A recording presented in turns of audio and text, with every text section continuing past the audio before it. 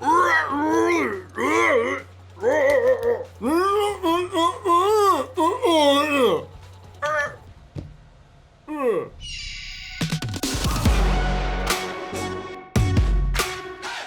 there, Nomads of Lore. I'm Jonathan. And I'm Shawn. And we are Mead and Mischief, your home away from no home. Today we are discussing The Mandalorian, Season 2, Episode 1, entitled The Marshal. Absolutely. Yep, it was a pretty awesome episode. If you haven't gotten to watch it, there's definitely going to be spoilers in this little video of ours. Hardcore spoilers. That's right. So today we're gonna do a little real short summary for you guys, real quick, and then kind of go into the things that we enjoyed. Two real quick things that we enjoyed, a few critiques we had, and then some predictions that we have for the rest of the season. Absolutely. So the episode opens with our valiant silent hero, well, masked hero, with sidekick. Coming down, very reminiscent of the first episode. He's walking into this nondescript place, and he goes and he's walking through with Baby Yoda in tow, and he's going to a place. We see all this graffiti on the wall, all these things, and he shows up at WWE, and he meets with the Cyclops, and with Gamorreans. That's right. And he starts talking to this guy, and he tells him that he wants to find some more Mandalorians because that's what he knows. And there's this, I don't remember what the word is, but there's basically a syndicate that he can get information through, is what he's thinking, if he can get in contact with some other Mandalorians. And so then they have this showdown, this Mexican standoff, and he fights with a Zabrak, and all these things happen. And he ends up getting information that there is a bounty hunter on Tatooine. Uh-oh. Sorry. Who is that? We don't know. Is it Boba Fett? Is it? We don't know. All right, pass it there. All right, so he goes to Tatooine, and when he arrives, he finds the little town that they talked about. He goes to the town, and he walks into the local bar establishment and asks the guy, "Hey, is there somebody here that wears Mandalorian armor like me?" Guy's like, "Well, look for yourself." So he turns around, and lo and behold, it's Boba Fett. But it's not. Desert version. Desert version, right? And so his name's Cobb Vanth, and he is the marshal of the little town. Then all of a sudden, of course, Cobb Vanth is not a Mandalorian, so Mando wants to take the armor from him, and he doesn't want to give the armor up, so they're about to have a thing, but then there's a bigger, scarier vibration coming from the earth. Turns out to be none other than a crate dragon. Dun, dun, dun. Yeah. So what happens with crate dragon? The Cobb Vanth tells Mando, okay, so I get it. You want the armor. I don't want to give you the armor. Let's make a deal. You help me kill Fett, and you can have it. And so they make this plan. They go out in the desert. They meet with Sand Peoples, and Cobb Vanth says, Sand People, engines. Oh, wait, no. Bad, evil. No, I'm not going to drink your tea. But they make a useful sort of pseudo-peace, and they go to try to kill the crate dragon, and he's scarier than they thought. And then they get the villagers involved, and they're like, oh, no, engines. And Sand People, Tusken Raiders, but yeah, that's what they are. And Cowboys and Indians. Yes, Cowboys and Indians. And so they all go, and this massive, cool showdown happens, and they kill the Alpha. Oh wait, no, this is not that other dragon movie. This is Star Wars. So they go and they kill the crate dragon, and dun dun dun, there's a cool crate dragon pearl, which is a throwback and Easter egg. We'll talk about that soon. And then that's basically it. Mando heads off with the armor, and then we cut to Mysterious Stranger. And that's the episode. There we go. That was good. Nice and quick. Absolutely. All right, so what was your favorite moment? So, my favorite, we have two favorites, and honestly, we could probably interchange both of them. My first favorite moment that I really enjoyed when I saw it, and I remember saying when Jonathan and I were watching this together, oh, I like that. And it was the moment when Mando is meeting with sand people. It was, we hadn't seen that before. We hadn't seen that in Star Wars before, at least not in live action or cartoons for that matter, on screen at all. Anybody talking to the sand people, and he was sitting around a campfire talking to them, and that was just really in cool. their language. It's really cool. It's not using a translator or doing any kind of far off sci-fi stuff. He's learned their language, speaking their language to them, and who knows what the history with that is. What's really cool about it is that he gets it earns their respect very quickly. Yes.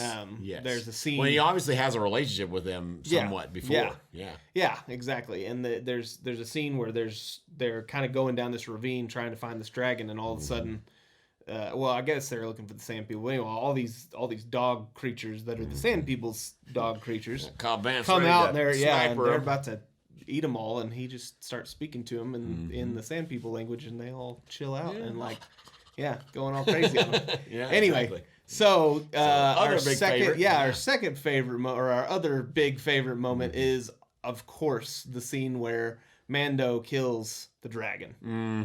It is so epic. He gets swallowed whole, and then the dragon all of a sudden, he gets swallowed whole with a giant bantha that has bunches of explosives on him. And that was before. This was a different bantha, right?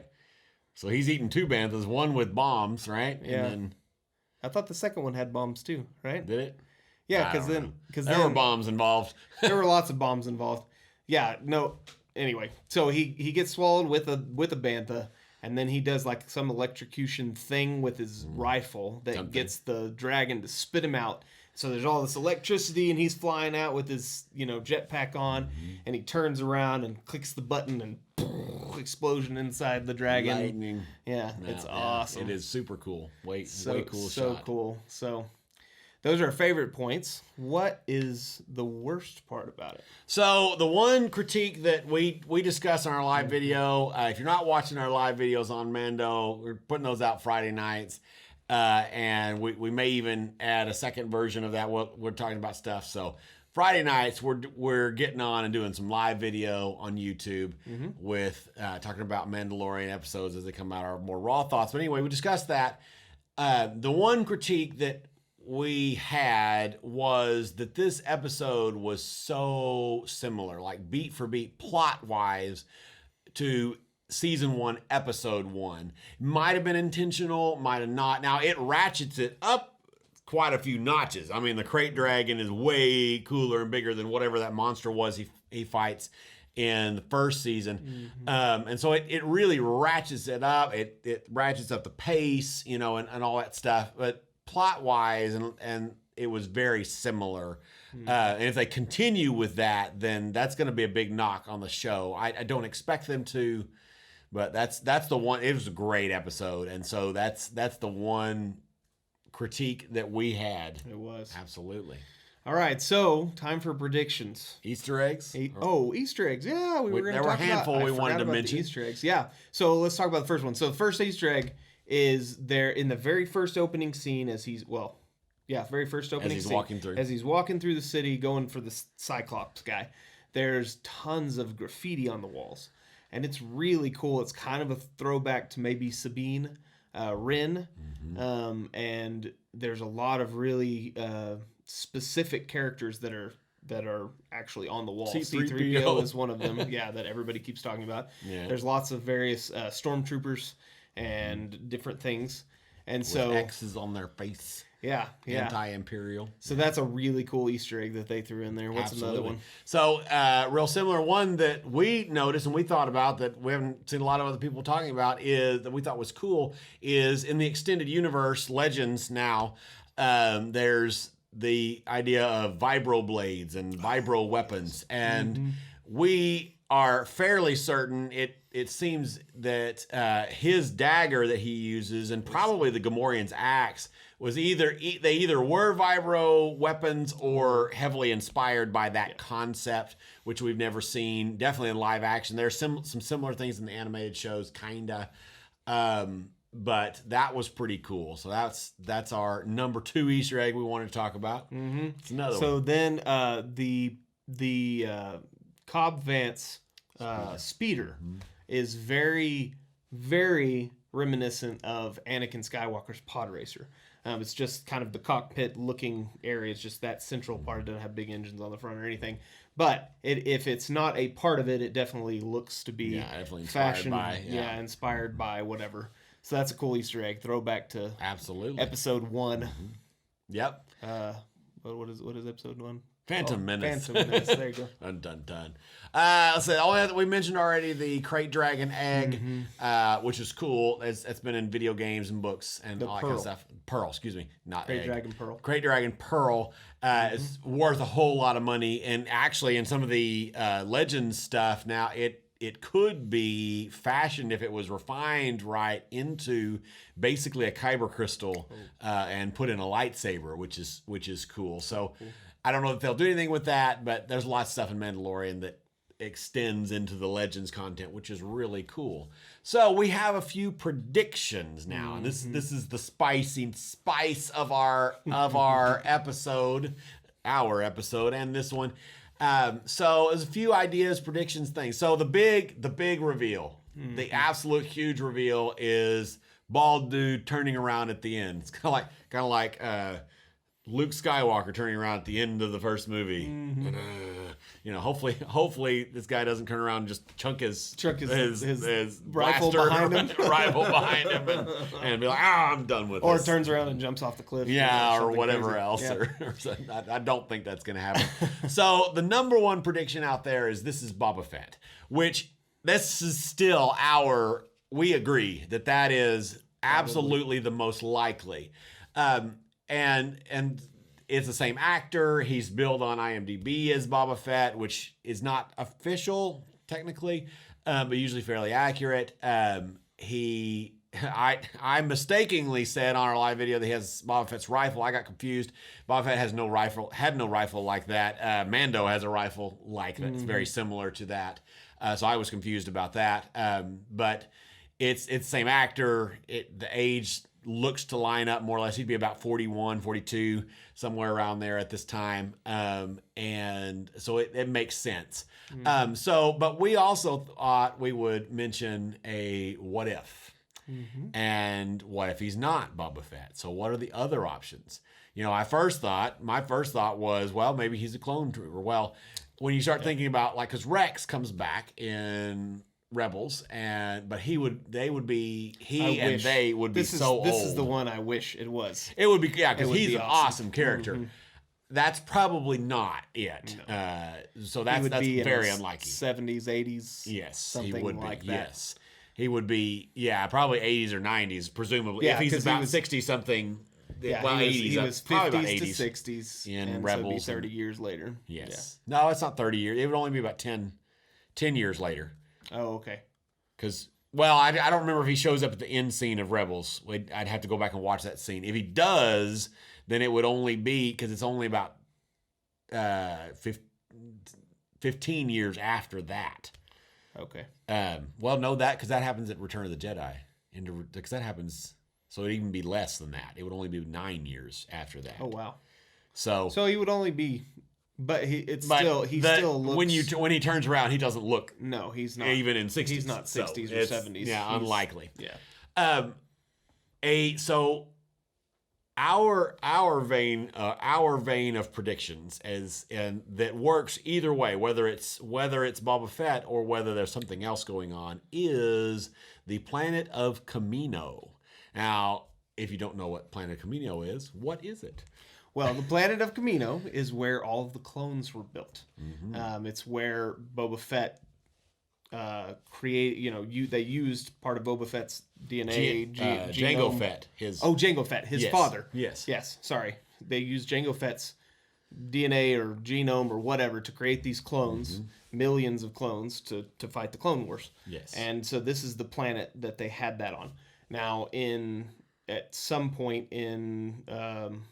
I don't remember when it is that they shut Caminos down. It was after the Empire took over. So once the Empire became Empire, episode 4, 5, and 6, somewhere in there. Yeah, well, or probably maybe between before 3 and 4. Yeah, probably. somewhere around in there. Yes. Yeah, they shut down Kamino, and so there wouldn't be any clones being built, but would there be? And are there? people kind of doing the same vein Did it restart? Did it restart? Did it are people, kind of doing the same vein of thing that happened in episode 9 of the movie where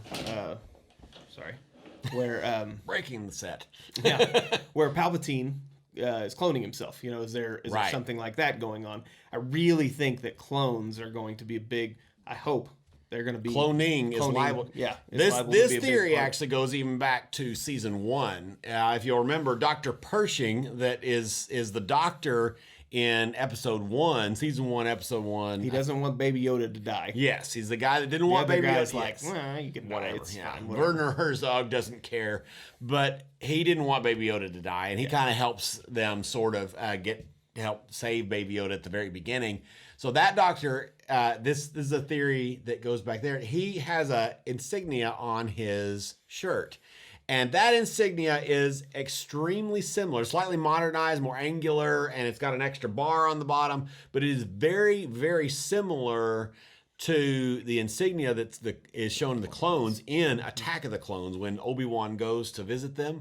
And so I don't know about clearly, but he probably has some connection to Kamino and that science and that planet and those things. So even if it's not on Kamino, the Kaminoans some of them could have started that back up. So this character at the end could be, and this is part of a possibility, is that he could not be Boba Fett. He could be another unaltered clone. Because, Boba Fett, he was a clone of Jango Fett, but he was a unaltered clone. He didn't have the growth increase. And so he aged normally and was raised as Jango Fett's son, which is tragic because he dies and then he wants to go kill Mace Windu and then all this stupid stuff happens in Clone Wars.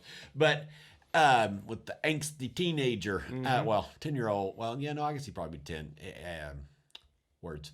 He would probably be a teenager by the time most of these events happen. But anyway, so this character could be another clone. It's almost certainly a clone, whether it's Boba Fett or some other clone. Now, it could still be Boba Fett because Boba Fett could have recreated. He could have escaped from the Sarlacc. We've seen that in literature before. We've seen various versions of that. It even was hinted to by the whole episode, the fact that Mando escapes from the dragon. Exactly. That's exactly right. And so there's a lot to indicate that it's still the number one theory. But even if it is, he could have, after he escaped or before or both, he could have developed a connection to the Kaminoans or whoever has taken over their stuff and their operation, because he would feel a tie to them because of his father's tie to them and his own connection to them. And so he could be more involved in all of this than we even realize.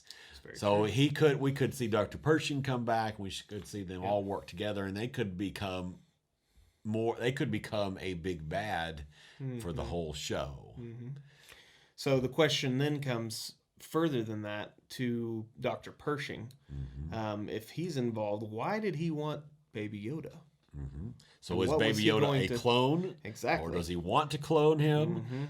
Yeah. There's all kinds of things going that way too. So absolutely. Awesome. Well, that is our thoughts and predictions. And that was our season 2. That was our thoughts and review of episode 1. So you guys have a wonderful evening, and we'll see you Monday night, Friday night. Sorry.